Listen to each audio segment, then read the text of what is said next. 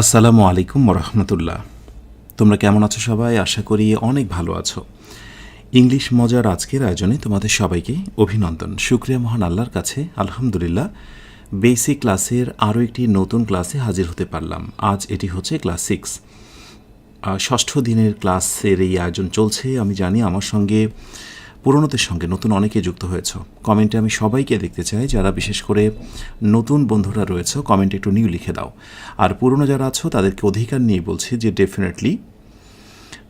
Definitely অবশ্যই আজকের এই ভিডিওটা একটু শেয়ার করে দাও কাছের বন্ধুকে। ওকে, সো ক্লাসটি শুরু করছি। কমেন্টে নজর রাখছি। তোমরা অনেকে আমাকে সালাম দিয়েছো। ওয়ালাইকুম আসসালাম রহমতুল্লাহ। অনেকে জিজ্ঞাসা, স্যার আপনি কেমন আছেন? শুকরিয়া, আলহামদুলিল্লাহ আমি বেশ ভালো আছি। তোমরা কেমন আছো? কে কোথা থেকে যুক্ত হয়েছ একটু অবশ্যই কমেন্টে জানাবে। দেখো, তুমি যদি শিখতে চাও, শিক্ষকের প্রতি অবশ্যই তোমাকে কৃতজ্ঞ হতে হবে। শিক্ষকের অর্ডারগুলো ফলো করতে হবে। এখনকার এই সময় শিক্ষক এবং ছাত্রছাত্রীর স্টুডেন্টসের মধ্যে যে বন্ধন, সেটা কেমন যেন একটু বেমানান, ঠিক আগের মতো আর নেই। তুমি যদি সত্যিকার অর্থে শিখতে চাও, শিক্ষকের কাছ থেকে তার রসদ নিতে চাও, শিক্ষকের মাঝে থাকা সমস্ত কিছুকে তুমি উজাড় করে নিতে চাও, তোমাকে ডেডিকেটেড হতে হবে, তোমাকে নম্র হতে হবে। যেটা আজ থেকে হয়তো বা 100 বছর আগের কথা, তোমার বাবারা তোমার দাদারাই এমনটা ছিলেন। কিন্তু এখন কেন যেন শিক্ষকের প্রতি স্টুডেন্টের এই শ্রদ্ধার লেভেলটা কমে গেছে। এর জন্য হয়তো বা আমরা উভয়ই দায়ী। তো যাই হোক, সেই জায়গা থেকে আমার সবার প্রতি রিকোয়েস্ট থাকবে, যারা ইংলিশ মজার সঙ্গে যুক্ত আছো, তোমাদের ম্যানার, তোমাদের আচরণ দেখে যেন অন্যরা শেখে, অন্যরা যেন এটা ভাবে যে তুমি ইংলিশ মজার স্টুডেন্ট, তুমি ইংলিশ মজা থেকে কিছু একটা শিখছো। ওকে, শুরু করি আজকের আয়োজনটি। ক্লাস 6 আয়োজনের শুরুতে আরেকটি বিষয় জানিয়ে দিই। নিবিড় পরিচর্যা গ্রুপে আজকে একটা এক্সাম অনুষ্ঠিত হলো। সো এক্সাম 1 অনুষ্ঠিত হয়েছে। প্রসঙ্গত বলে রাখি, যারা যখনই খোঁজ পেয়েছো পেইড ব্যাচে যুক্ত হয়ে যাবে। সমস্ত ক্লাস পরীক্ষা দারুণভাবে সাজানো আছে সেখানে। সো পেইড ব্যাচে এক্সামটি অনুষ্ঠিত হয়েছে। আমার ক্লাসটি শেষ হলেই রেজাল্ট পাবলিশ হবে। সো এভাবে করে একটু একটু করে অন্যরা এগিয়ে যাচ্ছে, তুমি পিছিয়ে কেন? যদি তুমি ভাবো আমি তো আজকেই খবর পেলাম, কোনো সমস্যা নেই। এখন ক্লাসগুলো এলোমেলো, বাট তুমি যখনই পেইড ব্যাচে যুক্ত থাকবে, সব কিছু ক্লাস, পরীক্ষা, নোটস সব কিছু সেখানে ধারাবাহিকভাবে সাজানো গোছানো পেয়ে যাবে। আর কোর্স ফি কত বলো তো? একেবারে নামমাত্র 301 টাকা। এটাকে কোর্স ফি বলা যাবে না, এটাকে আমরা একটা বন্ধন বলবো, তোমার মনোযোগকে ধরে রাখার। এখন নাকি টাকা ছাড়া, অর্থ ছাড়া নাকি মনোযোগ ধরে রাখা যায় না। আসলে তাই। আর সেই কারণে কোর্স ফিটা নামমাত্র রাখা হয়েছে, যেন মনোযোগটা ধরে রাখা যায়। বেসিক ক্লাস 6 শুরু করছি। আলোচ্য বিষয় হচ্ছে ইম্পারেটিভ। সো অ্যাসার্টিভ সেন্টেন্স শেষ হয়েছে, ইন্টারোগেটিভ শেষ হয়েছে। আজকে আমরা শুরু করব সেন্টেন্সের তৃতীয় প্রকার। আমি শুরুতে লিখে দিচ্ছি কাইন্ডস অফ সেন্টেন্স। সেন্টেন্সের 3 নম্বর যে প্রকার, সেটি হচ্ছে ইম্পারেটিভ। খুব মনোযোগী হতে হবে। জানার রয়েছে, শেখার রয়েছে অনেক কিছু। এই একটি ক্লাস, এবং এখান থেকে আসবে প্রতিযোগিতামূলক পরীক্ষা, একাডেমিক পরীক্ষা, প্রতিটা পরীক্ষার জন্য রিটেন অংশ, স্পোকেন, প্রতিটা ক্ষেত্রে অনেক বেশি কাজে দেবে। সো কাইন্ডস অফ সেন্টেন্সের তৃতীয় প্রকারের নাম হচ্ছে ইম্পারেটিভ সেন্টেন্স। তো ইম্পারেটিভের কথা বললেই অনেক কিছু এসে যায়। সেটা কি আসে আমি একটু পরে বলছি। জাস্ট তোমাদের কাজ হচ্ছে এই বাক্যগুলোর দিকে নজর দেওয়া। ধরো আমি একটি বাক্য লিখলাম যে ক্লিন ইয়োর রুম, মানে কি বলো তো? তোমার রুমটা পরিষ্কার করো। ওকে, সো ক্লিন ইয়োর রুম। ওকে, তোমার রুমটা পরিষ্কার করো। আমি এই কথাটাকে আরেকটু ভদ্রভাবে বলতে পারি। ধরো একটু বড় মানুষ বা একটু সিনিয়র ভাইয়া বা আপু, তাকে আমি বললাম যে কাইন্ডলি বা প্লিজ ক্লিন ইয়োর রুম, বা বলতে পারি ক্লিন ইয়োর রুম নাও। আমি ধরো নাও দিলাম, এটা এখনই পরিষ্কার করো। আমি নাও দিয়ে অন্য কিছু বোঝাতে চেয়েছি, সেটা বলছি। এরপরে ধরো বলা হলো যে প্লিজ ক্লিন ইয়োর রুম। এবার আমি যেটা করেছি যে এই বাক্যটার সাথে একটা প্লিজ যুক্ত করেছি, বিনয়। সো দয়া করে রুমটা পরিষ্কার করুন, বা দয়া করে তোমার রুমটা পরিষ্কার করো। এবার নাও কথাটি আমি বাদ দিয়েছি। এরপরে ধরো আমি কথাটাকে এইভাবে বলতে পারি যে কনসিডার, একটু ছোট্ট করে কিছু লাগালাম যে বিবেচনা করো। কি বিবেচনা? ক্লিনিং। এবার ক্লিনের সঙ্গে আইএনজি হয়েছে ক্লিনিং ইউর রুম। এখন অনেকের প্রশ্ন আসতে পারে যে স্যার কী এমন কারণ, একটু আগে ছিল ক্লিন আর এবার বিশেষ কী এমন কারণে ক্লিনের সঙ্গে আইএনজি হলো। এগুলো তোমাদেরকে পরে শেখাবো বাবা। কিছু ওয়ার্ডের সঙ্গে কিছু ওয়ার্ডের একটা দারুণ দ্বন্দ্ব আছে, ওই ওয়ার্ডগুলো আসলে পরবর্তী ভার্বের সঙ্গে আইএনজি হয়। যেমন স্টপ রাইট, স্টপ রাইটিং বলে না। সো এরকম কনসিডার একটি শব্দ যার পরে আরেকটি ভার্ব আসলে তার সঙ্গে আইএনজি করতে হয়। ছোট্ট এই কথাটুকু মনে রাখো। So consider cleaning your room, তোমার রুমটা পরিষ্কার করার বিষয়ে তুমি বিবেচনায় রাখতে পারো। কনসিডার মানে বিবেচনা করার মতো বিষয়। এরপরে ধরো সে একা একা রুমটা পরিষ্কার করতে পারছে না, তুমি বলছো যে লেটস, ওকে। সো লেটস মানে লেটাস। সো তুমি বলছো যে লেটস ক্লিন ইয়োর রুম, চলো তোমার রুমটা পরিষ্কার করি, মানে দুজনে মিলে পরিষ্কার করি, হয় না, ছোট বোন বড় বোন দুজনে মিলে। আচ্ছা, এটা একটা বিষয়। আবার সামটাইমস দেখা যায় যে কোনো কোনো সময় একটু অন্যভাবে বলা হয়, যে ধরো বলা হলো যে ডন্ট, ওকে, অথবা নেভার, যে don't or never clean your room, অর্থাৎ তোমার রুমটা তুমি পরিষ্কার করো না, ক্লিন ইয়োর রুম মানে তুমি রেগে গেছো, যে লাস্টে বলছো যে দেখ তোর রুমটা তোর পরিষ্কার করার দরকার নেই, এটা মা পরিষ্কার করে দেবে, রাইট, এরকম হয় না। সো ডন্ট বা নেভার ক্লিন ইয়োর রুম, তোমার রুমটা পরিষ্কার করো না অথবা কখনো পরিষ্কার করো না। তাহলে এই যে বাক্যগুলো বলছি, অথবা আরেকটি বাক্য আমি বলতে পারি যে clean your room, clean your room, তোমার রুমটা পরিষ্কার করো। তুমি যেহেতু পরিষ্কার করতে জানো না, সো আমি বললাম যে ফলোয়িং, WLOWL, হ্যাঁ, ফলোয়িং মাই ডিরেকশন, আমি তোমাকে শিখিয়ে দেব, আমার নির্দেশনা ফলো করো যে কিভাবে রুমটা পরিষ্কার করতে হয়। সো ক্লিন ইউর রুম, তোমার রুমটা পরিষ্কার করো, ফলোয়িং মাই ডিরেকশন, REC। ওকে, সো আরেকটি বিষয় বলে দিই, যে যারা নতুন যুক্ত হয়েছে, ছোটোখাটো কিছু ভুল থাকতে পারে, সেগুলো একটু বুঝে নেওয়ার চেষ্টা করো। দেখো, একই বাক্যকে আমি কত রকমভাবে বলেছি। ক্লিন ইউর রুম নাও, এক্ষুনি রুমটা প্রবেশ করো, এই কথার মধ্য দিয়ে কেন যেন একটা অর্ডার প্রকাশ পাচ্ছে, আদেশ, অর্ডার, ওকে। অর্ডারের সমর্থক একটি শব্দ রয়েছে, সমর্থক শব্দ হচ্ছে কমান্ড। সো আমরা একটু জেনে রাখবো, অর্ডার অথবা command. Please clean your room, একটু বিনয়ের সাথে আমরা বলছি প্লিজ অথবা কাইন্ডলি, এটাকে আমরা বলতে পারি রিকোয়েস্ট। এটা কি রিকোয়েস্ট না, অনুরোধ না? আচ্ছা, আরেকটি বিষয় হলো যে যারা আমার সঙ্গে এই ক্লাসগুলোতে নিয়মিত যুক্ত হচ্ছ, তোমাদের কোনোভাবেই এইগুলো নোটস করতে হবে না, এইগুলো লিখে রাখতে হবে না। পেইড ব্যাচে আমি ক্লাসটি শেষ হলেই নোটস দিয়ে দেবো, সেখান থেকে পরবর্তীতে নোট করে নেবে। আচ্ছা, এরপরে কনসিডার ক্লিনিং ইয়োর রুম, তোমার রুমটা পরিষ্কার করার ব্যাপারে তুমি একটু ভেবে দেখতে পারো। সো এটাকে আমি অ্যাডভাইস বলতে পারি অথবা সাজেশন, অ্যাডভাইস বলতে পারি অথবা সাজেশন মানে হচ্ছে পরামর্শ। আচ্ছা, লেটস ক্লিন ইউর রুম, চলো তোমার রুমটা পরিষ্কার করি। আমরা আমন্ত্রণ করছি, একজনকে নিমন্ত্রণ করছি। সো এটাকে আমরা আমন্ত্রণ করতে পারি, সো ইনভিটেশন। সো এটাকে আমরা আমন্ত্রণের মধ্যে রাখলাম। আর don't or never clean your room, এটাকে আমরা বলছি যে ওয়ার্নিং, একেবারে সাবধানতা, ওয়ার্নিং বললাম যে করা যাবে না। So clean your room following my direction, আমার নীতি, আমার কথা, আমার নির্দেশনা অনুযায়ী রুমটা পরিষ্কার করো। সো তুমি এটাকে বলতে পারো ইনস্ট্রাকশন অথবা ডিরেকশন, যেটাই হচ্ছে ইনস্ট্রাকশন অথবা হচ্ছে ডিরেকশন। ইয়েস, এবার একটা মজার কথা হচ্ছে, ইম্পারেটিভ সেন্টেন্স মানেই যে কথার মধ্য দিয়ে অর্ডার, আদেশ প্রকাশ পাবে, যে কথার মধ্য দিয়ে রিকোয়েস্ট, অনুরোধ প্রকাশ পাবে, যে কথার মধ্য দিয়ে অ্যাডভাইস, উপদেশ, হ্যাঁ অ্যাডভাইস, ওকে, রিকোয়েস্ট, অনুরোধ, আর ইনভিটেশন যেটার মধ্যে দিয়ে অনুরোধ প্রকাশ হতে পারে, যেটার মধ্যে দিয়ে ওয়ার্নিং, সাবধানতা, যেটার মধ্যে দিয়ে নির্দেশনা প্রকাশ পেতে পারে। These are called imperative sentence. So imperative সেন্টেন্সের এই হচ্ছে প্রাথমিক সংজ্ঞা, এইগুলোর নামই হলো প্রাথমিক সংজ্ঞা। সো আমি একটা কাজ করব, ইম্পারেটিভ ইজ ইকুয়াল টু, এটা যেন পরে বুঝতে সুবিধা হয়, সো আমি লিখে দেব অর্ডার প্লাস, এটা হতে পারে রিকোয়েস্ট প্লাস, এটা হতে পারে অ্যাডভাইস প্লাস, আমি লিখে দেবো এটা ওয়ার্নিং, ইনভিটেশন, আমন্ত্রণ, নিমন্ত্রণ, ওকে, আমি এখানে লিখে দেবো ওয়ার্নিং, এবং আমি লিখে দেবো যে এটা হচ্ছে ইনস্ট্রাকশন। সো এই সবগুলো সমন্বয় হচ্ছে ইম্পারেটিভ সেন্টেন্স। এখন আমাদের শিক্ষার্থীর মধ্যে একটা কমন সেন্স হচ্ছে, স্যার একটা শর্টকাট টেকনিক বলেন তো স্যার এগুলো মনে রাখার। এই যে ইম্পারেটিভ সেন্টেন্স নিয়ে আমি কথা বলছি, এটা শর্টকাট টেকনিকটা কি? ইয়েস, চলো শর্টকাট টেকনিকটা আমি একটু দেখে দিই। শর্টকাট টেকনিকটা হচ্ছে যে যতগুলোই আমি শুরু করেছি সবগুলোতেই একটা কমন বৈশিষ্ট্য হলো কোনো শুরুতে ভার্ব আছে। দেখো এটা শুরুতে ভার্ব, ওকে। আবার পরের বাক্যতে আমি দেখতে পেলাম রয়েছে প্লিজ, সো PLES, প্লিজ, ওকে। এখন প্লিজের পরিবর্তে কাইন্ডলিও থাকতে পারে, ওকে। আবার এই বাক্যটা শুরুতে দেখলাম লেটস আছে, ওকে। সো লেটস, যেটাকে আমরা লেটাস বলি, লেটস অথবা লেটাস, দুইটা একই কথা, টেনশনের কোনো কারণ নেই।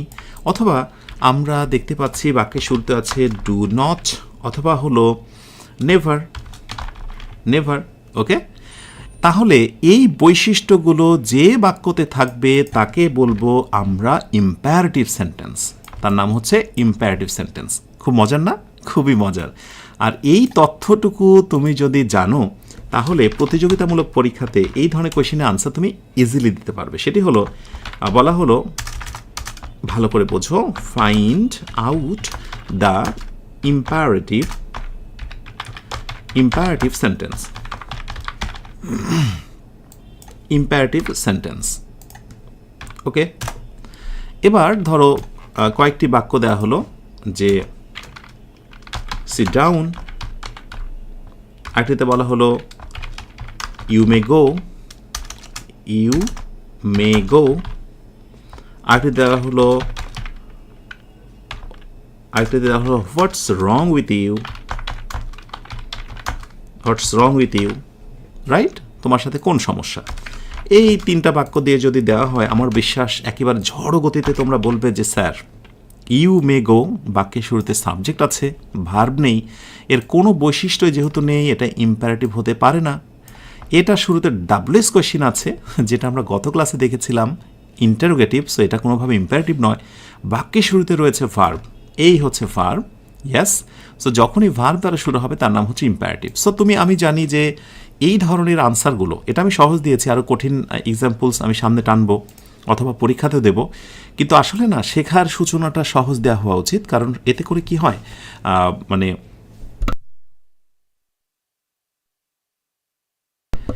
দেখা যায় যে সহজ জিনিস দিয়ে শিখলে আত্মবিশ্বাসটা বাড়ে, আর কঠিন হঠাৎ করে দেখলে এটা প্রথমেই ভয়ের সৃষ্টি হয়। সো যারা আনসারটা দিতে পেরেছ স্বতঃস্ফূর্তভাবে তোমাদের সবাইকে অসংখ্য ধন্যবাদ।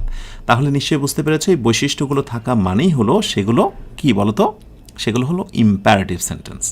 আচ্ছা, আরেকটু সামনে এগোই। ইম্পারেটিভ থেকে ধরো আরেকটি কোশ্চেন করা হচ্ছে, তুমি তো জেনেই গেলে যে সিট ডাউনটা হচ্ছে ইম্পারেটিভ, সিট ডাউনটা হলো ইম্পারেটিভ। এখন এই কোশ্চেনটা এইভাবে আসবে কোনো এক সময় যে sit down is sit down, তো তুমি ইম্পারেটিভ তো বলতে পেরেছো বাবা, কিন্তু বলো তো এটা কোন টেন্স? এটা কি প্রেজেন্ট ইনডিফিনিট? অপশন বি, এটা হলো পাস্ট ইনডিফিনিট। অপশন সি, এটার নাম হচ্ছে ফিউচার ইনডিফিনিট। ওকে, আমি জানি যে তোমরা এই জিনিসটা সম্পর্কে এখনও জানো না, এগুলোকে বলা হয় টেন্স। বিশ্বাস করো, আমার এই বেসিক লার্নিংয়ের ক্ষেত্রে আমি সবচেয়ে বেশি এফোর্ট দেবো হলো যে জায়গাটায়, সেটি কোথায় জানো? সেটি হচ্ছে টেন্স এবং পার্টস অফ স্পিচে। জাস্ট ওয়েট করো, অল্প কয়েকটা ক্লাস পরেই তোমরা পার্টস অফ স্পিচে ক্লাস পাবে। তো এখন প্রথম কোশ্চেনটার পরে দ্বিতীয় কোশ্চেন হলো যে সিট ডাউন, যারা যতটুকু বোঝো সেখান থেকে প্রাপ্ত ধারণা থেকে বলো দেখি, is it present indefinite, past indefinite or future indefinite? মাশাআল্লাহ, অনেকেই তোমরা রাইট আনসার দিয়েছ, এটার নাম হচ্ছে প্রেজেন্ট ইনডিফিনিট। এখন প্রশ্ন হচ্ছে বাট হোয়াই, কেন? ছোট্ট একটা শর্টকাট টেকনিক রেখে দাও। আমি মানলাম তুমি বোঝো না, কিন্তু শর্টকাট টেকনিকটা তো রাখতে পারো যে অল ইম্পারেটিভ, ইম্পারেটিভ সেন্টেন্স, অর্থাৎ যত ইম্পারেটিভের বৈশিষ্ট্য যুক্ত যত বাক্য তুমি পাবে রে বাবা, এরপরে এটার নাম বলবে হচ্ছে প্রেজেন্ট ইনডিফিনিট। এরপরে এটার নাম কি বলবে? Present indefinite. ওকে, যত তুমি এটা পাবে সকলগুলোর নাম বলবে প্রেজেন্ট ইনডিফিনিট, মনে থাকবে। সো ইম্পারেটিভ সেন্টেন্স মানেই প্রেজেন্ট ইনডিফিনিট। ওকে, তাহলে আমি যদি বলি যে ডু নট গো দেয়ার, তাহলে এটার নাম কি বলবে? Definitely it's present indefinite. কিন্তু একটা মজার জিনিস ঘটবে ভবিষ্যতে, সেইটা আমি তোমাকে এখনই জানিয়ে দিই। যেমন খুব বেশি দিন না, আমি তোমাকে এই জিনিসগুলোর সঙ্গে অলরেডি আমি পরিচয় করিয়ে দিয়েছি তোমাদের। যেহেতু আমি বিশ্বাস করি তোমরা এখানে শুধুমাত্র যে অজানারাই ক্লাস করতে এসেছো তা না, যারা জানো ইংরেজিকে কোভিড থেকে শিখতে চাও তারাও তো কিছু শিখছো। আচ্ছা, ট্যাগ কোশ্চেনের ক্ষেত্রে আমরা বলছি যে এগুলোর নাম হচ্ছে প্রেজেন্ট ইনডিফিনিট, সকল ইম্পারেটিভ সেন্টেন্স হচ্ছে প্রেজেন্ট ইনডিফিনিট। ওকে, ডান। কিন্তু ট্যাগ কোশ্চেনের সময় আমরা যখন এরকম কোনো একটা বাক্য দিচ্ছি, যে ধরো টার্ন অন দ্য লাইট, অর্থাৎ লাইটটি জ্বালিয়ে দাও। ওকে, তোমরা যখন TURN, turn on the light, এখন উত্তরের সময় খেয়াল করো, উত্তরের সময় দুইটা অপশান দেওয়া থাকলো, একটা হচ্ছে will you, okay, option B, আরেকটি হচ্ছে ওন্ট ইউ। এই ইউটা কোথায় থেকে আসলো আমি সেটা তোমাকে পরে বললে হয়, এখন একটু বলি। আসলে এই বাক্যটা হচ্ছে এরকম, টার্ন অন দ্য লাইট, লাইটটা জ্বালিয়ে দাও। তার মানে এখানে একটা সাবজেক্ট লুকোনো আছে, সেটা হচ্ছে ইউ। সাবজেক্টটা কি? ইউ। তার মানে তুমি TURN, টার্ন দ্য লাইট। ওকে, তাহলে নর্মালি কিন্তু ইম্পারেটিভ সেন্টেন্সে একটা সাবজেক্ট লুকানো থাকে এবং সেটি হচ্ছে ইউ। এই জিনিসটা তোমরা একটু সিম্পলি মনে রেখো। সো ইম্পারেটিভ সেন্টেন্সে একটা সাবজেক্ট লুকানো থাকে, সেটি হচ্ছে ইউ। সর্বদাই কিন্তু ইউটাকে রেফার করা হয়। এখন আমাকে তো তোমরা বলো একটা কথা, একটু আগে যেটা মেনে নিয়েছো যে ইম্পারেটিভ সেন্টেন্স মানেই হচ্ছে প্রেজেন্ট ইনডিফিনিট, তাহলে ট্যাগ কোয়েশ্চেন করার সময় উইল ইউ, অর্থাৎ এই উইল কেন আসে? উইল থেকে তো অন্ট হয়েছে নেগেটিভ। আর এটা তো তোমরা জানো, যে যারা জানো না একটু জেনে রাখো, যে শ্যাল অথবা হচ্ছে উইল, এগুলো হচ্ছে ফিউচার ইনডিফিনিটের বৈশিষ্ট্য। এটা তো তোমরা জানো। সো এবার বলো দেখি কোন রিজনে? স্বাভাবিকভাবেই এটি বলা হয় যে ইম্পারেটিভ বাক্য থাকলে তোমরা উইল ইউ বা ওন্ট ইউ বসাবে। আসলে ইংরেজি কোনো মুখস্থ করার মতো বিষয় নয়। ইংরেজি ভোকাবুলারি বা ইডিয়ম ফ্রেজ, গ্রুপ ভার্ব, এই টাইপের জিনিসগুলো মুখস্থ করার মতো বিষয়। বাট গ্রামাটিক্যাল যে বিষয়গুলো, সেগুলো প্রতিটার পেছনেই কিন্তু রহস্য জড়িত। এগুলো অবশ্যই তোমাকে জানতে হবে। তাহলে চলো আমরা বিষয়টা জানার চেষ্টা করি। আসলে আমরা যদি এটাকে বলি স্ট্রাকচারালি এটা হচ্ছে প্রেজেন্ট ইনডিফিনিট, যে কথাটা আমি বলেছি। কিন্তু প্রতিটা ইম্পারেটিভ সেন্টেন্সের অন্তর্নিহিত অর্থ বা মিনিং বেজ অর্থটা হচ্ছে মূলত ফিউচার বেজ। অর্থাৎ ব্যাপারটা এরকম, টার্ন অন দ্য লাইট, লাইটটা জ্বালো।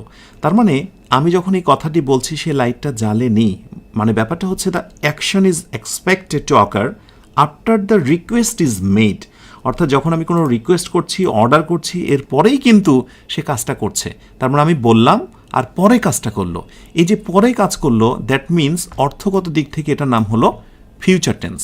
আর এই ট্যাগ কোয়েশ্চেন জিনিসটা হলো মূলত তোমার ইনফর্মাল, অর্থাৎ স্পোকেনে ব্যবহার হয়, সেটা অর্থের দিকটাকে বেশি প্রাধান্য দেওয়া হয়। সেই জন্য grammatically turn on the light এটা হচ্ছে ইম্পারেটিভ সেন্টেন্স। ট্যাগ কোয়েশ্চেন করার সময় সেটাকে ফিউচার ভাবা হচ্ছে, আর ফিউচার মানে হচ্ছে শ্যাল বা উইল। তো আমরা যখন ট্যাগ কোয়েশ্চেন নিয়ে কথা বলবো, সেখানে বলবো যে উইল ইউ বেস্ট নাকি ওন্ট ইউটা বেস্ট। কিন্তু আমি শুধু এটা বোঝানোর চেষ্টা করলাম যে উইলটা কেন আসে। এটা প্রশ্ন আসতেই পারে। যখন এই প্রশ্নটা আমি তোমাকে শিখিয়েছি, তখন কেউ একটা ধরে তোমাকে বাধাতেই পারে। আরেকটু আমরা সামনে এগোই। যেমন লেট আস গো দেয়ার, খেয়াল করো, লেট আস গো দেয়ার। ওকে, আমি যদি বলি এটা কোন সেন্টেন্স, তুমি ঝড়ো গতিতে বলবে এটা ইম্পারেটিভ সেন্টেন্স। কেন ইম্পারেটিভ? কারণ এখানে রয়েছে লেট আস। তুমি এটা জেনেছো, ভেরি গুড। সো এই কথাটাকেই আরেকভাবে বলা হয়, সেটা হচ্ছে লেটস গো দেয়ার। ওকে, এভাবেও বলা হয়। সো এখানে একটা মজার জিনিস তোমরা শিখে রাখো, সেটি হচ্ছে কোনো একটি লেটারকে যদি আমরা কমিয়ে দিতে চাই, কোনো একটা কিছুকে বাদ দিতে চাই, ততস্থলে একটা কি বসে বলো তো? অ্যাপোস্ট্রফি বসে। এটা হচ্ছে অ্যাপোস্ট্রফি, অর্থাৎ কমা হচ্ছে নিচে, ওকে, আর অ্যাপোস্ট্রফি হচ্ছে পরে। আমি তো ফান করে বলি যে কমার প্রমোশন হয়ে সেটা অ্যাপোস্ট্রফি হয়েছে। ওকে, সো এইটুকু আমি বলে দিই যে যখন কোনো ওয়ার্ড মাইনাস হয়ে যায়, দেখো ইউ নেই, তাই সেই জায়গাতে কিন্তু অ্যাপোস্ট্রফি বসেছে। সো এই হচ্ছে লেট, এই হচ্ছে লেট, আর আসের এই হচ্ছে এস, আর আমি ইউটাকে বাদ দিয়েছি, সেই জন্য এই হলো আমার অ্যাপোস্ট্রফি। এনিওয়ে, এটা ছোট্ট জিনিস, অনেকের মানে বুঝে আসে না। লেট আস গো দেয়ার বা let's go there, both are imperative. আর আমি বলেছি ইম্পারেটিভ সেন্টেন্স মানে সেটি হচ্ছে অ্যাসার্ট, কি বলে, প্রেজেন্ট ইনডিফিনিট। সো তুমি এটাকে বলবে টেন্সের দিক থেকে প্রেজেন্ট ইনডিফিনিট। ওকে, ডান। কিন্তু এখন আমার প্রশ্ন। সো ডাউট হচ্ছে কোথায়? আমি শিরোনামটা ডাউট দিলাম। ডাউটটা কোথায়? ডাউটটা হচ্ছে একটু ভালো করে বোঝার চেষ্টা করো। অনেকের মাথায় হয়তো বা কিছু জিনিস উড়ে যেতে পারে, কিন্তু শুধু ধরে রাখো এবং দেখে রাখো যে এইটা বিশ্বাস করো, বিলিভ ইট অর নট, কয়েকদিন পরে এই জিনিসটা তোমার কাছে আবার ধরা দেবে। তাহলে ডাউটটা হচ্ছে লেট আস গো দেয়ার। আমি যখন ট্যাগ কোয়েশ্চেন করছি, ট্যাগ কোয়েশ্চেন না, অনেকের কাছে মনে হচ্ছে ইংরেজি বুঝি না, আর এই ট্যাগ কোয়েশ্চেন বারবার কেন আসে? আসবে বাবা, গত ক্লাসেও দেখিয়েছি প্রশ্নবোধক কয়েকটা ধরন, তার ভিতর ট্যাগ কোয়েশ্চেন হচ্ছে একটা। প্রথমটা স্টেটমেন্ট আর পরেরটা ট্যাগ কোয়েশ্চেন। এখন এই ট্যাগ কোয়েশ্চেনের সময় আমরা দেখি এখানে আসে হচ্ছে শ্যাল উই। ওকে, কখনো কি নিজেকে প্রশ্ন করে দেখেছো এই শ্যালটা আসলে কোথায় থেকে আসে? আমি যদি লেটাসটাকে প্রেজেন্ট ইনডিফিনিট বলি, ওকে, তাহলে তো ওখানে শ্যাল আসার কথা না। শ্যালটা আসে কোথায় থেকে? কারণটা এবার জেনে নাও। কারণটা হচ্ছে এই বাক্যটাকে তুমি যদি ইলাবোরেট করো, বড় করো, তাহলে হচ্ছে উই শ্যাল গো দেয়ার। আসলে মূলত বাক্যটাকে টেনে বড় করলে এখানে একটা শ্যাল আনা খুবই জরুরি হবে, গুরুত্বপূর্ণ হবে, এটা একটা বিষয়। 2 নাম্বার কথা হলো লেট আস গো দেয়ার। আমরা বলছি যে চলো আমরা যাই, যখনই কথাটি বলছি তখনও আমি যাইনি, যাওয়া শুরু করিনি। তার মানে the action is expected to ochre after the request is made. অর্থাৎ আমি কিছু বলছি এবং তারপরে শুরু করব। তার মানে গঠনগত দিক থেকে এটা প্রেজেন্ট ইনডিফিনিট, কিন্তু অর্থের দিক থেকে এটা হচ্ছে ফিউচার টেন্স, আর ফিউচারের জন্যই মূলত এখানে শ্যাল আনা হয়েছে। আর এটা তো আমরা জানি, এই যে উই থেকে আস হয়েছে, এই আসের গর্ভে তো মূলত উই লুকিয়ে আছে, উই থেকেই তো আস, তাই না? তো যাই হোক, সে কারণে উই নিয়েছি, আর এটা যেহেতু অর্থটা ফিউচারের মতো দেয় সেই জন্য এখানে শ্যাল নিয়ে এসেছি। আশা করি এই বিষয় নিয়ে পরবর্তীতে দ্বন্দ্ব হবে না যে আসলে ইম্পারেটিভ সেন্টেন্সটা আদৌ কেন প্রেজেন্ট ইনডিফিনিট না হয় সামটাইমস ফিউচার টেন্স হয়। ছোট্ট জিনিসগুলোকে একটু একটু করে ধরে রাখার চেষ্টা করো, জীবনে অনেক কিছু পাবে। আর একটু সামনে এগোই আমরা। এখানে একটা প্রশ্ন আমি প্রায়শই আসতে দেখি, সেটা হচ্ছে এই বাক্যটা বিভিন্ন প্রতিযোগিতামূলক পরীক্ষাতে আমি যদি বলি প্লিজ হেল্প মি, তো সবাই জানো এটা ইম্পারেটিভ সেন্টেন্স, কারণ প্লিজ দ্বারা শুরু হয়েছে। ওকে, ডান। কিন্তু প্রশ্নটা হবে ঠিক এই জায়গাটায়, প্লিজের নিচে আন্ডারলাইন করে সুন্দর একজন একটি কমেন্ট করেছে, Kallol Ahmed, the work does not done yet. হ্যাঁ, কাজটা এখনও শেষ হয়নি। ঠিক আছে, আচ্ছা, তাহলে প্লিজ হেল্প আস, এই প্লিজের নিচে আন্ডারলাইন করা হতে পারে এবং দিয়ে বলতে পারে এই প্লিজের নাম কি। ইতিমধ্যে তোমরা একটা জিনিস জেনেছো যে একটা ওয়ার্ডের 4টা রূপ, একটা হচ্ছে নাউন, ওকে, একটা হচ্ছে ভার্ব, একটা হচ্ছে অ্যাডজেক্টিভ, আর একটা হচ্ছে অ্যাডভার্ব। আমি আমার পেইড ব্যাচে কিন্তু এই সংক্রান্ত একটা শিট দিয়েছি, চমৎকার 200টা ওয়ার্ডের। যারা মুখস্থ করেছো কমেন্টে নজর আমাকে জানাবে, যারা পেইড ব্যাচে যুক্ত আছো তারা এই শিটটা পেয়েছো। মোটামুটি বেশিরভাগ শব্দেরই কিন্তু এই 4টা করে রূপ আছে, নাউন, ভার্ব, অ্যাডজেক্টিভ, অ্যাডভার্ব আছে তো। ওকে, সবগুলো নেই, 2-1টা হয়তো বা কমও থাকতে পারে, কিন্তু প্রায় শব্দগুলোরই 4টি করে রূপ। তাহলে আমাকে বলো প্লিজ, এই যে শব্দটা তোমরা দেখতে পাচ্ছ, এই শব্দটা এখানে কোন পার্টস অফ স্পিচ হিসেবে অবস্থান নিয়েছে আমাকে একটু জানাতে হবে। ওকে, এটা একটা জানাও। তারপরে আরেকটি প্রশ্ন হচ্ছে, ধরো বলা হলো যে হি প্লিজেস মি, সে আমাকে খুশি করে। এখানে প্লিজের সঙ্গে এস দেওয়া হয়েছে এবং আন্ডারলাইন করা হয়েছে। ইয়েস, একটু জেনে রাখো তোমরা, ইম্পারেটিভ সেন্টেন্সে আমরা যে প্লিজ ইউজ করি, শর্টকাটটা একটু লিখে নাও সবাই, শর্টকাট। সো প্লিজ এরপর যখনই কোনো ভার্ব দিয়ে বাকি অংশটা থাকে, মনে রেখো সবাই, প্লিজ এরপর যদি ভার্ব থাকে প্লিজ, ওকে, এরপর যদি আরেকটি ভার্ব থাকে, ওকে, তাহলে এই প্লিজটার নাম হচ্ছে কি বলতো? এটার নাম হচ্ছে অ্যাডভার্ব। ব্যাস হয়ে গেল, এটার নাম হচ্ছে অ্যাডভার্ব। এই প্লিজ মানে খুশি করা নয়, প্লিজ মানে বিনীতভাবে, অনুগ্রহপূর্বক, অর্থটাই আলাদা। কিন্তু যদি কোনো বাক্যতে আমরা সাবজেক্ট পরবর্তী, সো আমরা বলবো হচ্ছে সাবজেক্টের পরে যদি প্লিজ থাকে, ওকে, সো এই প্লিজটার নাম আমরা বলবো কি বলতো? এটা হচ্ছে ভার্ব। সাবজেক্টের পরে যদি প্লিজ থাকে, এই প্লিজের নাম বলবো আমরা ভার্ব। ব্যাস হয়ে গেল। তাহলে এই টাইপের একটা প্রশ্ন আমি আসতে দেখেছি, যেহেতু ইম্পারেটিভ থেকে কী ধরনের প্রশ্ন ভবিষ্যতে হতে পারে আমি সেগুলো দেখানোর চেষ্টা করছি। ওকে, এবারে আমরা আরেকটু সামনে এগোই, ইম্পারেটিভ আদেশমূলক বাক্য নিয়ে আমরা কথা বলছি। ওকে, এখন নেক্সট যে সেগমেন্ট সেটা হলো যে আমরা অ্যাসার্টিভ যখন বাক্যটি দেখেছিলাম সেখানে দেখেছিলাম যে সাবজেক্ট থাকে তারপরে বাকি অংশ। ওকে, আমরা যখন ইন্টারোগেটিভ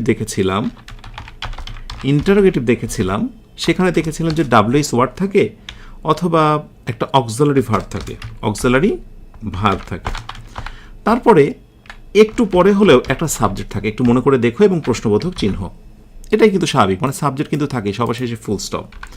ওকে, যেমন I will go.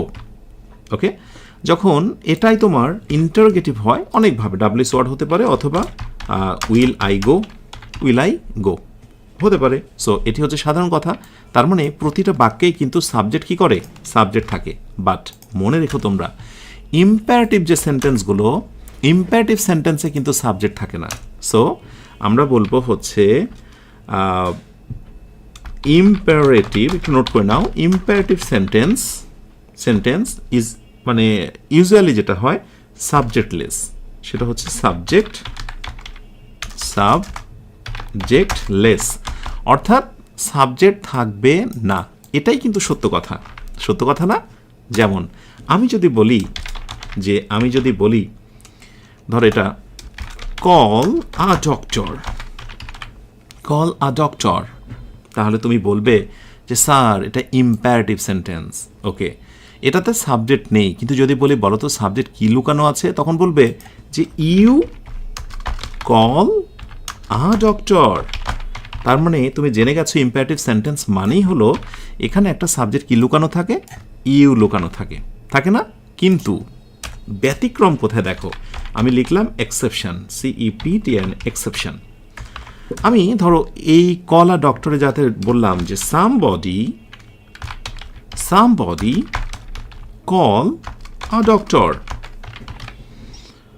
SOME, somebody call a doctor, underline করলাম এবং এর নিচে বললাম যে এই বাক্যটার নাম কি, এটা কি অ্যাসার্টিভ, ওকে, নাকি এটা ইম্পারেটিভ।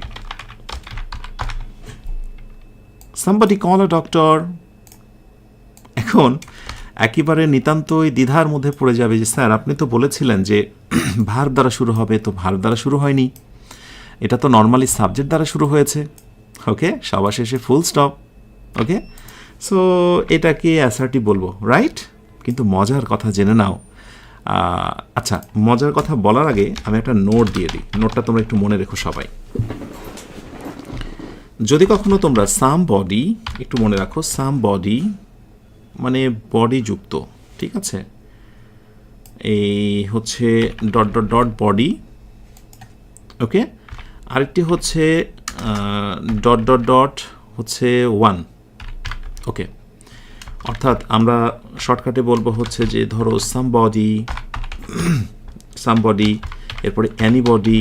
ওকে, অ্যানিবডি, তারপরে হচ্ছে ধরো নো ওয়ান, অথবা হচ্ছে নান। হ্যাঁ, নানটা এই জাতে বেশি ইউজ হয় না। তারপরে ধরো এনিওয়ান। ওকে, এনিওয়ান, এই টাইপের যে প্রোনাউনগুলো আছে। ওকে, আমি জানি যে তুমি এটা জানো না, বাট এইটুকু মনে রাখো, এই টাইপের যে প্রোনাউনগুলো আছে বডি যুক্ত এবং ওয়ান যুক্ত, সামবডি, অ্যানিবডি, নো ওয়ান, নান, এনিওয়ান, এটসেট্রা, ইটিসি মানে হচ্ছে এটসেট্রা ইত্যাদি, এই টাইপের যে প্রোনাউনগুলো আছে, যারা জানি না একটু জেনে রাখবো, ইনডিফিনিট প্রোনাউন, এগুলোর নাম হচ্ছে ইনডিফিনিট প্রোনাউন। অর্থাৎ অনির্দিষ্ট করেই সবাইকে বলা হয়। সামবডি কেউ না, আসলে প্রত্যেকে, অ্যানিবডি, রাইট, নো ওয়ান, নান কেউ না। এইরকম যখন ইনডিফিনিট প্রোনাউনগুলো থাকে বাক্যের শুরুতে সাবজেক্ট হিসেবে। সো শর্টকাটটা হচ্ছে এই ইনডিফিনিট প্রোনাউন, অর্থাৎ এইগুলো ভালো করে বুঝে নাও। ইনডিফিনিট প্রোনাউনের পরে যদি তুমি কখনো ভার্ব দেখতে পাও, তারপরে এক্সটেনশন যা আছে তাই, তখন ইজ ইকুয়াল টু, তার নাম হচ্ছে ইম্পারেটিভ সেন্টেন্স। কারণ না জানলে কি হবে, একেবারে গোলক ধাঁধার মধ্যে পড়ে যাবে, রাইট? আচ্ছা, তাহলে এখানে যেটা হলো দেখো, সামবডি ওকে, বাক্যের শুরুতে ইনডিফিনিট প্রোনাউন, এই যে সামবডি মুখস্থ করতে হবে, এরপরে রয়েছে ভার্ব, এই হচ্ছে ভার্ব, ভার্বের পরে হচ্ছে বাকি অংশ, ইয়েস। অতএব এটাকে আমরা বলবো ইম্পারেটিভ সেন্টেন্স। বিশ্বাস করো, এই প্রশ্নগুলোই বড় বড় প্রতিযোগিতামূলক পরীক্ষাতে আসে। কখনোই ভাবার কোনো কারণ নেই যে প্রতিযোগিতামূলক পরীক্ষাতে এর থেকে বাহিরের কোনো প্রশ্ন আসে, এর থেকে বাহিরের কোনো প্রশ্ন আসে, ঘুরে ফিরে এই প্রশ্নগুলো আসে। আশা করি এগুলো তোমরা মনে রাখবে। নেক্সট একটা কোশ্চিন আসি, খেয়াল করো। ধরো একটি প্রশ্ন করা হলো, বলা হলো যে একটা সহজ আমি একটি এক্সাম্পল দিই, সেটা হলো যে স্টে হেয়ার, আরেকটিতে দেওয়া হলো যে ইউ স্টে হেয়ার, ওকে। আরেকটিতে দেওয়া হলো do stay here, STY, stay here, okay. এখন এটা দিয়ে বলা হলো যে চুজ দ্য কারেক্ট আনসার, অর্থাৎ নিচের কোন বাক্যটা সঠিক তুমি বেছে বের করো, চুজ দ্য কারেক্ট আনসার, ওকে। বলো দেখি নিচের কোন বাক্যটিকে তুমি রাইট বলবে। মনোযোগ বিচ্ছিন্ন হয়ে যেও না, আমরা রয়েছি ইম্পারেটিভ সেন্টেন্সের ভেতরে। এর যত আদ্যপান্ত আছে আমরা সব কিছুকে একেবারে একত্রিত করে ফেলব। এই মুহূর্তে যারা আমার সঙ্গে লাইভে যুক্ত আছো তোমাদেরকে বলি, যদি একটা জীবনের এনজয়েবল একটা কোর্স পেতে চাও বেসিকের, তাহলে দ্রুত যুক্ত হয়ে যাও পেইড ব্যাচে। কারণ পেইড ব্যাচে যুক্ত না থাকা মানে তুমি অনেক কিছু মিস করছো। একটা আয়োজনের মোর দ্যান 80% তুমি মিস করছো, 20% ইজ আ ক্লাস, আর বাকি অনেক কিছুই রয়েছে তোমার পেইড ব্যাচে 80%। সো তুমি জয়েন হয়ে যাও, তোমার জন্যই কোর্স ফি রাখা হয়েছে নামমাত্র। ইংলিশ মজা কখনোই জুলুম করে না, কারণ জুলুম জিনিসটাই না আল্লাহ পছন্দ করেন, না বান্দার জন্য সেটা প্রযোজ্য। সেই ভাবনা থেকে ইংলিশ মজা যত ফলোয়ার সবার জন্যই এই বাণী থাকে, সর্বদাই কোর্সগুলো অল্প থাকে। চুজ দ্য কারেক্ট আনসারের ক্ষেত্রে তুমি বলবে যে স্যার শুরুতে ভার্ব হয়েছে, বাকি অংশ, অতএব এটি হচ্ছে ইম্পারেটিভ বলবে। এখন পরেরটা নিয়ে খুব ঝামেলা, যে ইউ স্টে হেয়ার, শুরুতে সাবজেক্ট আছে, তারপরে ভার্ব, মনে হচ্ছে স্যার এটা তো অ্যাসার্টিভ একটা ভাব লাগছে, কিন্তু না রে বাবা, এটার নামও ইম্পারেটিভ, ইম্পারেটিভ।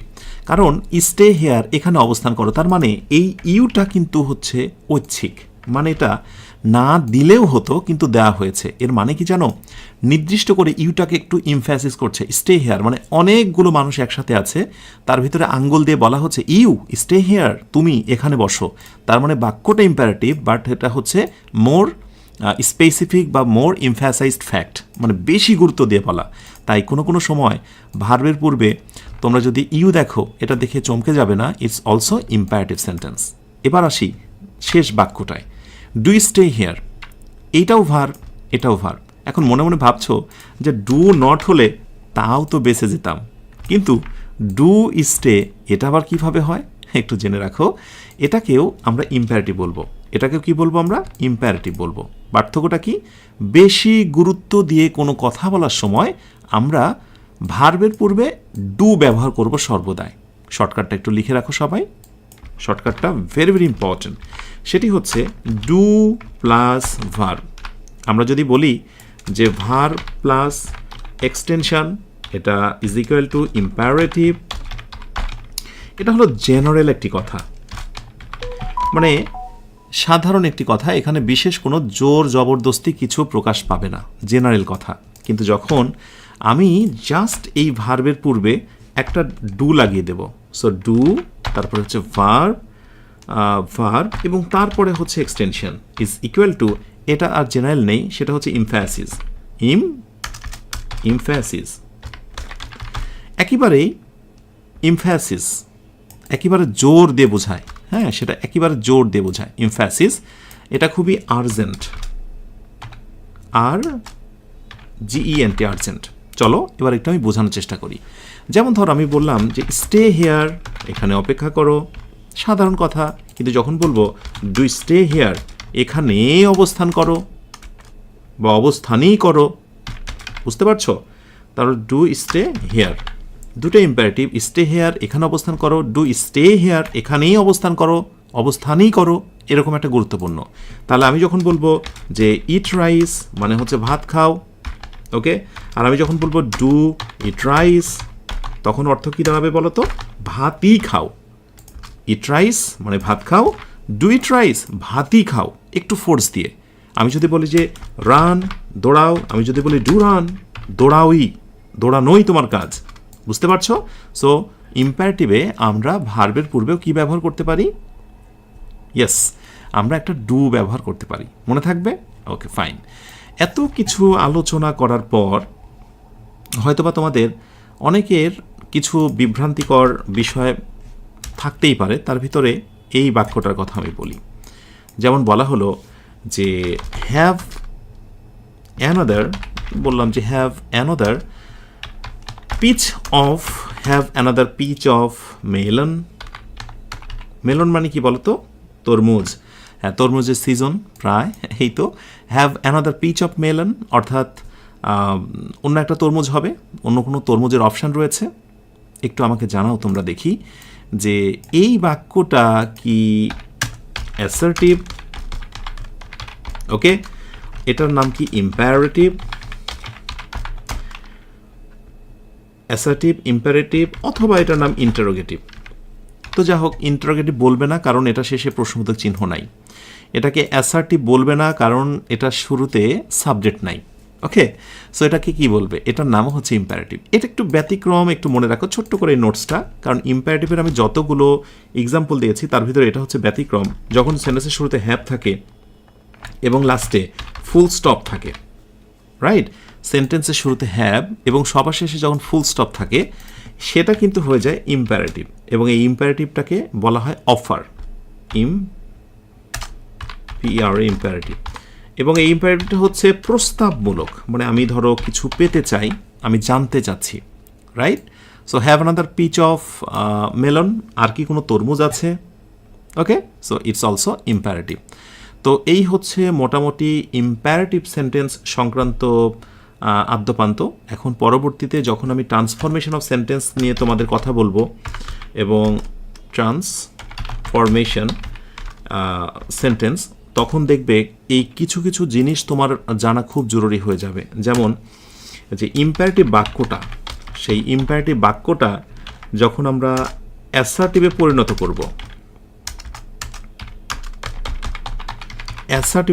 করব, তখন আসলে সেটা কেমন হয়।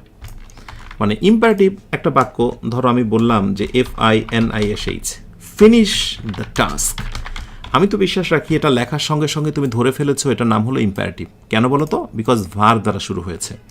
সো ফিনিশ দ্য টাস্ক এটা হচ্ছে ইম্পারেটিভ। কিন্তু যখন আমি এটাকে অ্যাসার্টিভে পরিণত করব তখন কি হবে বলো তো? নর্মালি হবে ইউ ফিনিশ দ্য টাস্ক। তার মানে বাক্যের আগে একটা ইউ দিলে সেটা কি হয়ে যায়? একটা ইম্পারেটিভ সেন্টেন্স হয়ে যায়। তার মানে নর্মালি ইম্পারেটিভ থেকে অ্যাসার্টিভ হয়ে যায়, একটা ইউ যুক্ত করলে অ্যাসার্টিভ হয়ে যায়। ওকে, এরপরে ধরো তোমার এরকম কিছু বাক্য দেখবে যে do not FINISH finish the task. Revision করো আমার সঙ্গে। তো বললো যে পরীক্ষাতে do not finish the task, এটা তো বাবা ইম্পারেটিভ। এবার তুমি এটাকে অ্যাসার্টিভ করে দেখাও। 4টা অপশান থাকলো, অথবা তোমাকে লিখতে বলা হলো, তখন তুমি কি করবে? তোমাকে জেনে রাখতে হবে এই কথাটার ভিতরে একটা উচিত কথা লুকোনো আছে, মানে তোমার কাজটি করা উচিত কি উচিত নয়। আর এই জন্য তোমাকে নিয়ে আসতে হবে ইউ, কারণ ইউ নিয়ে আসবে এই কারণে, কারণ ইম্পারেটিভ মানেই তো সাবজেক্ট ইউ। আর একটু কষ্ট করে তোমাকে শুড নিয়ে আসতে হবে, শুডের পরে তোমাকে নট নিয়ে আসতে হবে, যেহেতু নট এখানে আছে। তারপরে ফিনিশ থেকে বাকি অংশ। বুঝতে পারছো? এই ছোটোখাটো বিষয়গুলো আমি ট্রান্সফরমেশনে আলোচনা করব। ধরো বলা হলো যে নেভার ফিনিশ দ্য টাস্ক, কখনো কাজটি শেষ করো না। তখন ইম্পারেটিভ সময় কী করবো? ইউ তো আমি নিয়ে আসবোই, কারণ ইম্পারেটিভ মানেই তো আমার একটা ইউ সাবজেক্ট। আর আমি অবশ্যই একটা শুড নিয়ে আসবো, নট মানেই সেখানে শুড আসবে, এটা মনে রেখো। আর এরপরে হচ্ছে নেভারটা নিয়ে আসবো, নটের এই সমর্থক এখানে never. Okay, so you should never finish the task. বুঝতে পারছো? তো এইগুলোর নামই হচ্ছে ট্রান্সফরমেশন অফ সেন্টেন্স, যেগুলো আমরা কোনো এক সময় যখন এই জিনিসগুলো আমরা বুঝে ফেলবো তখন ইজিলি আমরা সেগুলো ক্যাচ করতে পারবো। নিশ্চয়ই আমার বিশ্বাস তোমাদের এগুলো খুব বেশি কঠিন লাগার কথা না, অবশ্যই তোমরা এগুলো পারবে। ঠিক আছে, সবশেষে একটা ছোট্ট ইনফরমেশান দিয়ে আজকের এই ক্লাসটি শেষ করব, এবং সেটি হচ্ছে, ধরো যদি এরকম বলা হয় যে বলা হলো যে লাস্ট পার্ট, মানে আজকের ক্লাসের একেবারে লাস্ট পার্টে আমরা এসেছি। ধরো বলা হলো যে শ্যাল উই গো দেয়ার, আমরা কি সেখানে যাব? আমি অপশানে বলছি যে এটার উত্তর হিসেবে আমি কি নেব। আমি এটার উত্তর হিসেবে কি ইয়েস নেব, ওকে। অপশান বি হিসেবে আমি নো নেব, অপশান সি হিসেবে আমি লেটস নেব, ইত্যাদি ইত্যাদি। ধরো বলো দেখি লাস্ট পার্টে শ্যাল উই গো দেয়ার, এটার উত্তর হিসেবে আমি কি নেব? আমি কি ইয়েস বলবো, আমি কি নো বলবো, আমি কি লেটস বলবো? আমি কমেন্টের দিকে নজর রাখছি। সহজ সহজ এই জিনিসগুলোর আনসার তোমাকে জানতেই হবে। ওকে, একজনের প্রশ্ন হচ্ছে সবগুলো ক্লাস কোথায় পাবো? সবগুলো ক্লাস তুমি পেয়ে যাবে আমাদের পেইড ব্যাচে। পেইড ব্যাচে ভর্তি হওয়ার নিয়মাবলী থাকবে প্রথম কমেন্টে। পেইড ব্যাচে যখনই যুক্ত হও, যেদিনই যুক্ত হও, মনে রেখো আমরা সর্বদাই প্রথম থেকে শেষগুলো ক্লাস একসাথে আমি দিয়ে দিই। আচ্ছা, একজনের প্রশ্ন হচ্ছে বেসিকের ক্লাসটা কখন হবে, কখন হয়, সেটা আমি তোমাদের পেজে জানিয়ে দিই। ক্লাসগুলো শুধুমাত্র অনুষ্ঠিত হচ্ছে ফেসবুক পেজে। ওকে, মাশাআল্লাহ, ইয়েস। এইবার একটু তোমরা জেনে রাখো, বেসিক্যালি শ্যাল উই গো দেয়ার আমরা বলতে পারি যে ইয়েস, বলতে পারি না যে আমরা কি সেখানে যাব, আমরা বলতে পারি ইয়েস। আমরা কি সেখানে যাব, আমরা বলতে পারি নো। বাট জেনে রাখো, তুমি যদি ইয়েস বলো, মনে রেখো ইয়েস এর একটা সমর্থক শব্দ হচ্ছে লেটস। লেটস মানেই হচ্ছে ইয়েস, এই কথাটা তোমরা অবশ্যই মনে রেখো। ইয়েস এর সমর্থক শব্দ কি বলো তো? লেটস। তো তুমি বলতে পারো শ্যাল উই গো দেয়ার, আমরা কি সেখানে যাব, উত্তরে বলতে পারো ইয়েস, তুমি বলতে পারো নো। আবার অন্যদিকে লেটসও বলতে পারো। তার মানে লেটস হচ্ছে ইয়েস এর সমর্থক শব্দ। একদিক থেকে তিনটাই রাইট উত্তর। শুধু নতুন ইনফরমেশন হচ্ছে ইয়েস এর সমর্থক শব্দ যে লেটস, এটা আমরা জানতাম না। আমরা এতদিন শুধুই জানতাম যে লেটসের পরে কিছু একটা দিতেই হবে, মানে লেটস গো দেয়ার, রাইট, বা লেটস ডু সামথিং, এমনটি নাও হতে পারে। আজকের আয়োজনটি শেষ করছি। আয়োজনের শেষে তোমাদের কাছ থেকে জানতে চাই পুরো এই ক্লাসটি এনজয় করেছো কিনা, নিজের অজান্তেই পুরো 1 ঘন্টা সময় কেটে গেল কিনা আমাকে অবশ্যই কমেন্টে জানাও। কমেন্টে জানাতে হবে মনের কথা। কমেন্টে নজর রেখে আজকের আয়োজনটি শেষ করছি। মনে রেখো, আমি তোমায় দেখতে পাই না, আর তুমিও আমাকে দেখতে পাও না। শুধু তোমার কমেন্টগুলোই মূলত আমাদের এই ক্লাসের আবহাওয়া, এনভায়রনমেন্ট সম্পর্কে আমাকে জানিয়ে দেয়। ক্লাসের অনুভূতি সম্পর্কে ঝটপট করে একটু আমাকে কমেন্টে জানিয়ে দাও। ইনশাআল্লাহ পরবর্তী দিন আবারও ক্লাসে অ্যাটেন্ড হব লেকচার 7-এ। আমি চাইলেই একটা ক্লাসকে ছোট্ট করে নিতে পারি না। আমি চাইলেই অনেক ইনফরমেশান গ্যাপ দিয়ে আমি ক্লাসকে ডিঙ্গিয়ে যেতে পারি না। আমার খুব মনে কষ্ট লাগে। আমি ভাবি যে এই গ্যাপগুলো থাকার কারণেই আজকে শিক্ষার্থীর এই অবস্থা। আজকে শিক্ষার্থীরা পিছিয়ে থাকার পেছনে কারণই হলো একটা টপিক শেখার সময় ওই টপিকের সাথে সম্পৃক্ত সকল ইনফরমেশানগুলো না জানাটা। তাই আমি সর্বদাই মনের এই গহীনে লুকিয়ে থাকা ব্যথাটা অনুধাবন করি। আমি মনে করি যে আমার জীবনে কষ্টগুলোই হয়তোবা অনেকের জীবনে কষ্ট, কারণ আমিও যখন স্টুডেন্ট ছিলাম অনেক প্রশ্নের উত্তর পাইনি। অনেকের কাছ থেকে আমাকে শুনতে হয়েছে এটা থাকলে এটা হয়, মুখস্থ করতে হয়। তাই পরবর্তীতে আমি ইংরেজিকে একেবারে শেকড় থেকে তুলে আনার জন্য অবিরাম চেষ্টা করেছি। আলহামদুলিল্লাহ, যা করছি, যা করে যাব, সব কিছুই তোমাদের জন্য। মহান আল্লাহ যেন আমাকে শেষ দিন পর্যন্ত এই কাজগুলো করে দেওয়ার বা করে যাওয়ার তৌফিক দান করে, সেই প্রত্যাশা আজকের আয়োজনটি ইতি টানছি।